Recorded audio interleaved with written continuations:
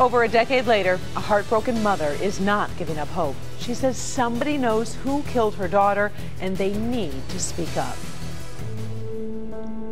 Desiree Miller's body was found on April 28th of 2004. She had been fatally shot 4 times. Even now, 17 and a half years later, her killer remains on the streets. Paula Tutman spoke with the family today as they still hold out hope.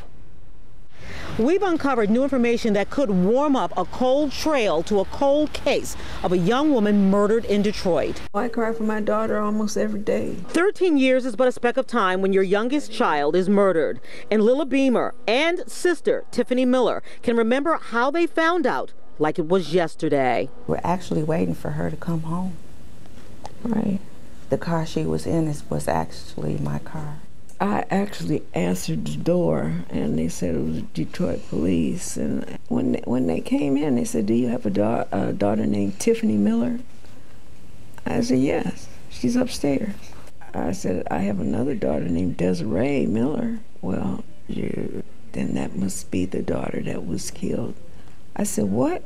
April 28, 2004, Desiree Miller, just 29 years old, was found shot 4 times. The details we're discovering could change what someone who lived or operated in that neighborhood at that time might remember. She had been working the door at a nightclub called Teresa's Lounge on 6 Mile and Hubble on Detroit's northwest side. It was quitting time, just before 4:30 in the morning, and she was seen leaving the club following her boyfriend, only he wasn't just her boyfriend. He was a married man and believed to be a local drug dealer.